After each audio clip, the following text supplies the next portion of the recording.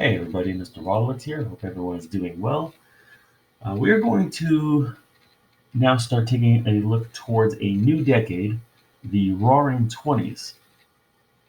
The United States will see a shift away from fiscally progressive presidents to more conservative presidents.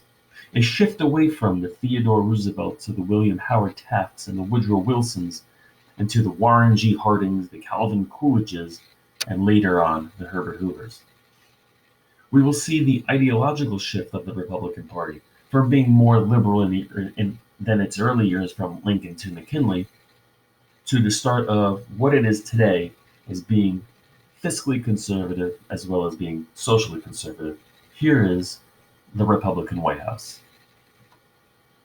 Just a couple of vocabulary terms for you to take note of, to jot down, to remember for an upcoming test or whatever. First, we have laissez-faire, a policy or attitude of letting things take their own course without interfering, and rugged individualism, the belief that all individuals, or nearly all individuals, can succeed on their own and that government help for people should be minimal. Warren G. Harding administration. Warren G. Harding was elected president in 1920 on the promise of American economic stability and prosperity. Harding promised a return to normalcy for the American economy and American society. Harding began to dismantle many business regulations of the Wilson administration while signing on to high protective tariffs. Above all, the Harding administration signaled a return to the pro-business government, laissez-faire economic policy of the Gilded Age of the late 19th century. So what Harding is going to be doing here is he's going to take away any type of regulations that were set forth by President Wilson, President Taft, or President Roosevelt, believing that businesses, if they were to operate without any type of regulation, to operate as freely as possible, then they can become successful, and eventually that would begin to show in the pockets of the American people, the workers, the laborers, and so on. He was supportive of and did sign on to high protective tariffs, which would place a tax on imported goods, making them more expensive than any domestic product made by the United States, so that it would kind of force people in a way to purchase American-made products rather than the foreign product to save a little bit more money, put more emphasis on buying American, put more money in the American businesses' pockets. Under Harding's administration, there was an active push to break down American socialism and anarchism, as well as to pull support for workers' rights. With the economy struggling in the years after World War I, his administration vilified labor unions, and many politicians pulled their support for them.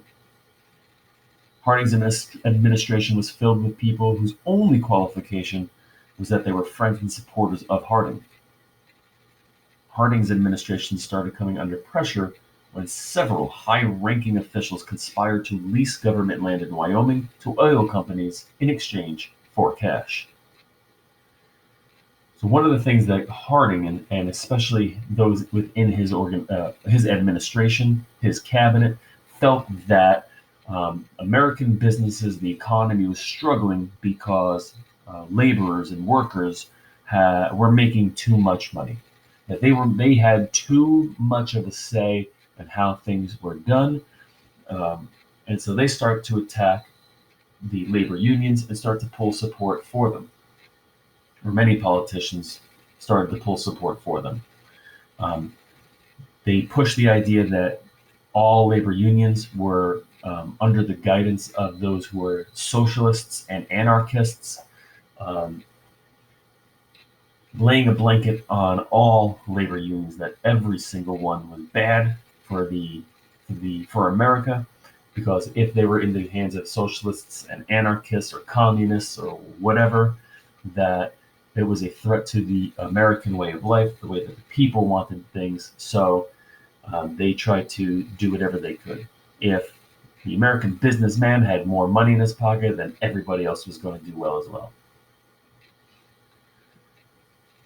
Little similarity here with Harding's administration, as well as, or in comparison to Andrew Jackson's administration of the late 1820s and early 1830s.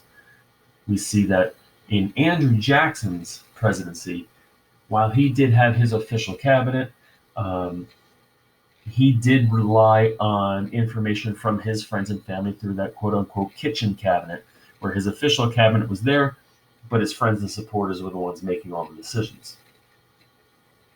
In Harding's administration, he gets rid of this kitchen cabinet and just decides to put all of his friends and supporters into his cabinet.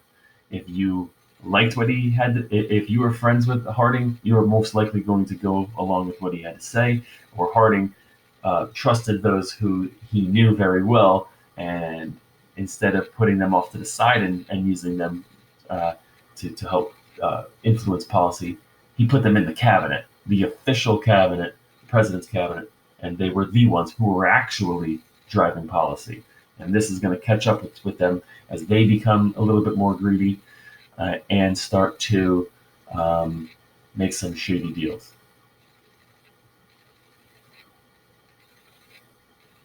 This becomes known as the Teapot Dome Scandal.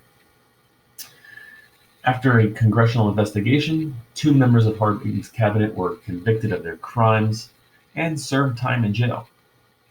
Harding started to stress over what his friends had done to him and his plans, and while vacationing in August 1923, Harding suffers a heart attack and dies. Harding took his vacation in the summer of 1923 so that he could think deeply on how to deal with, and I quote, "my goddamn friends." It was his friends, not his enemies, that kept him walking the halls at night, and instead of being able to relax on vacation, he stressed over what was happening to him or what was happening around him, mostly because of people who thought he could trust, and he suffers a heart attack and dies. So, Calvin Coolidge becomes president. Harding's vice president, Calvin Coolidge, became president after Harding's death in August of 1923. Coolidge continued what the Harding administration started by being a friend of American businesses and the American businessman, and an enemy of the American workers. Coolidge promoted lowering the tax rate on wealthy Americans from a rate of 60% to 20%, and largely ignored the interests of working Americans. The Coolidge here is going to continue what Harding started, that the United States government, at least the executive branch, and they would have some pull to influence the legislative branch as well, as a pull away from supporting the American worker and supporting more the American businessmen or the American businesses, so that they could be unregulated, do whatever they could to make as much money as possible, so that it could help the economy, because eventually that money would then go down to the American worker or American middle and lower classes. End of the decade.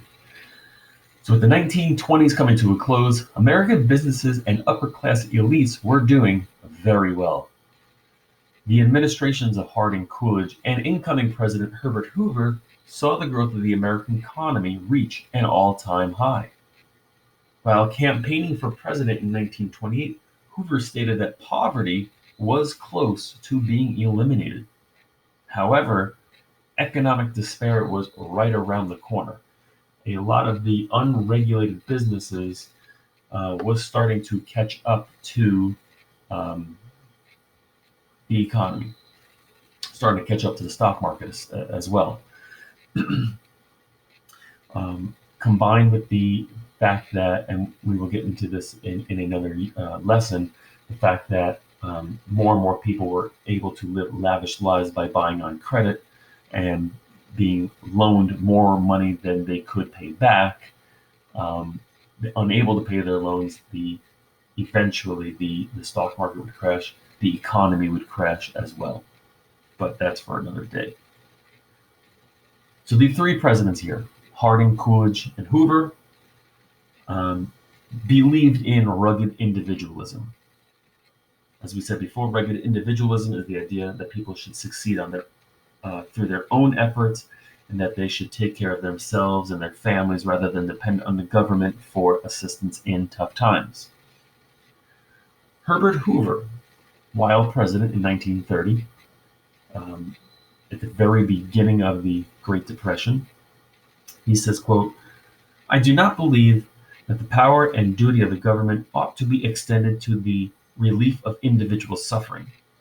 The lesson should be constantly enforced that although the people support the government should not support the people," meaning the government should not be the ones who are providing relief, recovery for those who are struggling.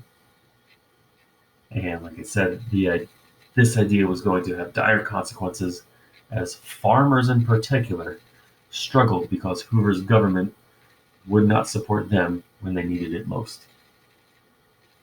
Thank you for listening.